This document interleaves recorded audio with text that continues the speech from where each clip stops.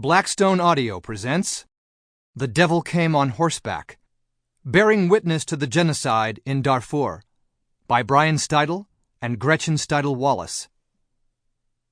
Dedicated to the memory of Mihad Hamid. She gave her life so that I could tell her story, and to all of those who have suffered because of who they are. Prologue.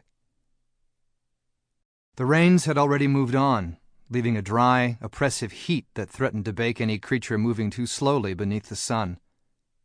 It was about 115 degrees Fahrenheit. As I disembarked from our helicopter, I breathed as deeply as I could without frying my lungs, steadied myself, and, blinking, took a look around. Camel-colored dust stretched before us as far as we could see. Ahmed and I headed toward a large nim tree on the outskirts of Wash al-Tul, where 250 homeless women and children had stopped earlier in the day to share in the small piece of shade. They had escaped the initial conflict in Alet, a town of 15,000 we had just visited. The village was most recent to fall prey to government of Sudan troops in what was now described by Western diplomats publicly, if belatedly, as genocide. Had anyone been injured?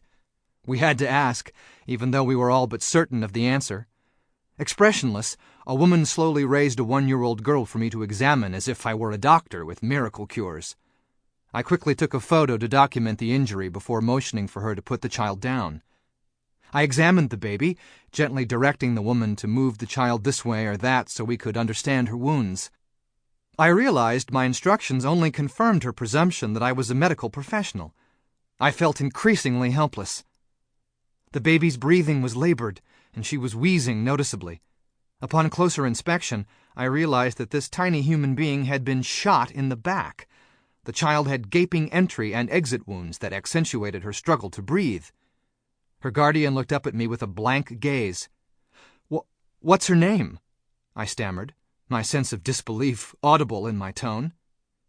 "Mihad Hamid," she said after a quick translation of my question. The woman, Mihad's aunt, explained that while the child's mother was running from the government of Sudan troops, carrying the wrapped child on her back, Mihad had been wounded. Attempting to protect both Mihad and her 3-year-old brother, Oman, their mother perished in the attack. I was shocked at the lack of emotion in this woman who had just lost her sister and who by default was now this infant's keeper. Mihad also had received a shrapnel wound on the right side of her head. Round, bloody gashes speckled the baby's scalp. Oman lay nestled in the lap of another woman, perhaps a relative or perhaps a mother who had lost her own children in this. Sample complete. Ready to continue?